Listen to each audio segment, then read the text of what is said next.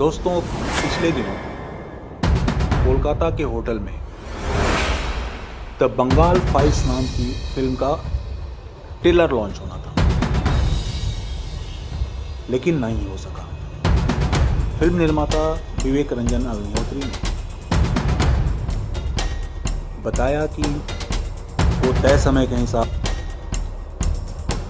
अपने crew members के साथ होटल पहुंच गए थे, लेकिन फिर पता चला कि ट्रेलर लॉन्च नहीं हो सकता। उन्होंने आरोप लगाए कि कुछ देर पहले ही आकर कोलकाता पुलिस ने तार काट दिए थे ताकि ये ट्रेलर लॉन्च ना हो सके। दोस्तों, मैं अभी कलकत्ता पहुंचा हूं। जैसा आप जानते हैं, हमने डिसाइड किया था कि चाहे कुछ भी हो जाए, द बंगाल फाइल्स का ट्रेलर हम कोलकाता में लॉन्च करेंगे, क्योंकि ये फिल्म डायरेक्ट एक्शन डे पर बेस्ड है और कल 16 अगस्त है और इससे ज़्यादा उपयुक्त कोई और जगह हो नहीं सकती। लेकिन मैं जैसे ही यहाँ पहुँचा, मुझे एक बुरी खबर सुनने को मिली, और ख़बर ये है कि हमारा जो ट्रेलर है ये लॉन्च होने वाला था जैसे हर कोई ट्रेलर लॉन्च होता है, एक सिनेमा हॉल में। और ये भारत की एक नामचीन बहुत बड़ी सिनेमा हॉल चेन है, और हमारे पास सारी परमिशंस थी, सारा राइटिंग में कॉरेस्पॉन्डेंस था, इसीलिए तो हमारी सारी टीम यहाँ कोलकाता आई। लेकिन यहाँ पहुँचते ही साथ मुझे अभी पता चला है कि उस कार्यक्रम को रद्द कर दिया गया है। दूसरी तरफ टीएमसी लीडर कुणाल घोष ने कहा कि जो फिल्म विवेक रंजन अग्निहोत्री ने बनाई है वो तथ्यहीन है।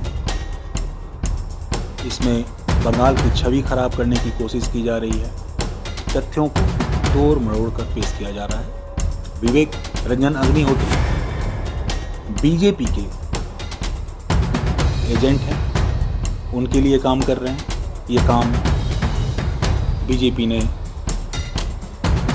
विवेक रंजन अग्निहोत्री को सौंप रखा है।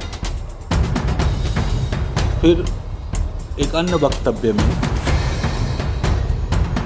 कुणाल घोष ने कहा कि आपको फिल्म बनानी है तो पहले जाकर द गुजरात फाइल्स बना लें, यूपी जाएं, उन्नाव फाइल्स, प्रयागराज फाइल्स जाकर बनाएं। हालांकि उन्होंने ये फिल्में देखी नहीं, विवेक रंजन अग्निहोत्री की ये फिल्म अभी रिलीज ही नहीं हुई है, और नहीं उन्होंने स्क्रीनिंग की है इसकी अभी तक। कम से कम बंगाल के लीडरों के आगे तो नहीं ही की है, टीएमसी के लीडरों के आगे। लेकिन उन्होंने ये बयान दे दिया कि तथ्य नहीं है फिल्म में।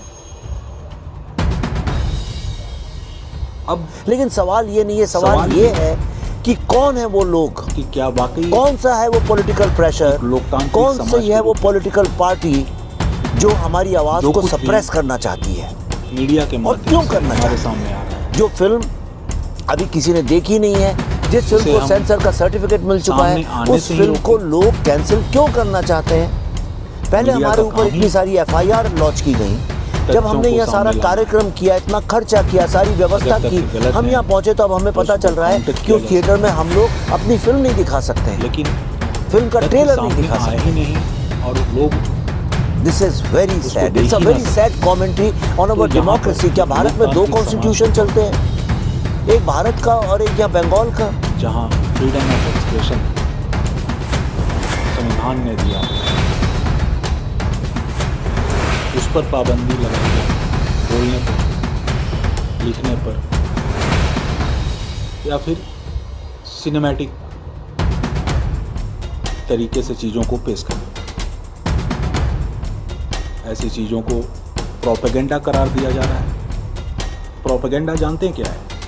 प्रोपेगेंडा है पाकिस्तान के द्वारा हमारे देश में गलत मिस इन्फॉर्मेशन फैलाना, उसको हम प्रोपेगेंडा कहते हैं। अगर देश के अंदर एक सुरक्षित माहौल में विचारों का आदान प्रदान हो रहा है तो इससे किसी को क्या आपत्ति हो सकती है, बशर्ते उस सच्चाई से हम मुँह छुपा लें, क्योंकि मीडिया तो समाज का आईना है, वो वही चीज़ें दिखाता है जो समाज में हो चुकी हैं या हो रही हैं, और आगाह करता है कि आगे इससे बचकर रहें, बचा जा सकता है। तो एक माध्यम है लोगों तक विचारों को पहुंचाना, आदान प्रदान का। तो इस तरह से अभिव्यक्ति की आज़ादी को रोकना गलत है।